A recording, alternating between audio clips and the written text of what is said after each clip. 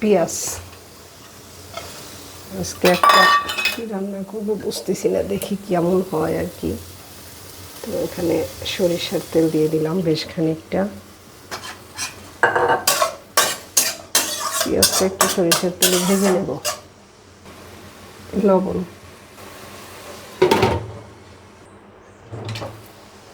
দিয়ে দিচ্ছি, আদা বাটা।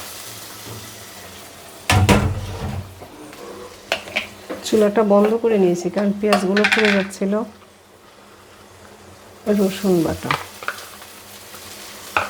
এবার আবার একটু কষিয়ে নেই। মরিচের গুঁড়া, হলুদের গুঁড়াও দিয়ে দিলাম।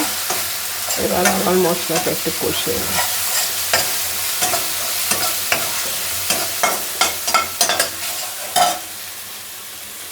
একটু পানি,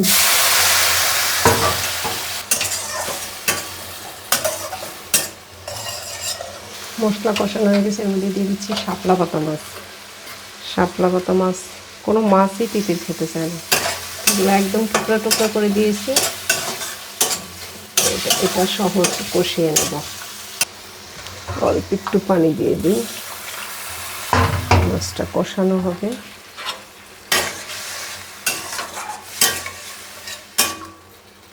ঢেকে দিই। যারা শাপলা পাতা মাছ কখনো খাননি তাদের জন্য তো বোঝাটা বড় একটু কষ্ট। শাপলা পাতা মাছ একদম মাংসের মতো। আর দিয়ে দেব হচ্ছে, এটা হচ্ছে পনির বানানো ছিল, ফ্রিজে রেখে দিয়েছিলাম। তিতির আবার পনির খুব পছন্দ করে।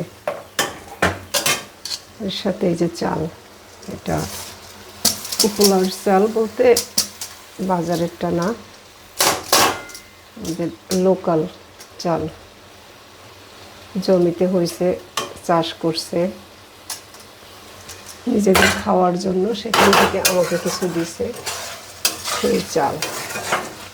একটু ভালো করে ভেজে নিই। আমি মেপে পানিটা দিয়ে দিই। 4 কাপ পানি দিয়ে দিব। 2 কাপ পানি নিয়েছি, 4 কাপ, সরি 2 কাপ হচ্ছে চাল নিয়েছি, 4 কাপ পানি দিয়ে দিলাম। আচ্ছা, এবার হতে থাক।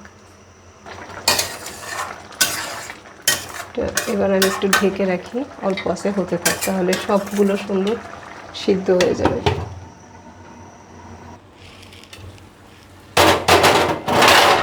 বাবা, শেষ। রান্না চুলাটা আগে বন্ধ করে দিয়ে নিই। এটা এখন ঢেকে রাখলেই তবে এখন একটু মশলা দেব। একটু ঘি ছড়িয়ে দিই।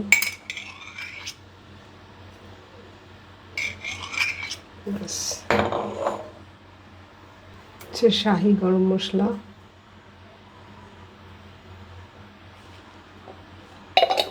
ছিটিয়ে দিলাম। এবার মিশিয়ে দিই।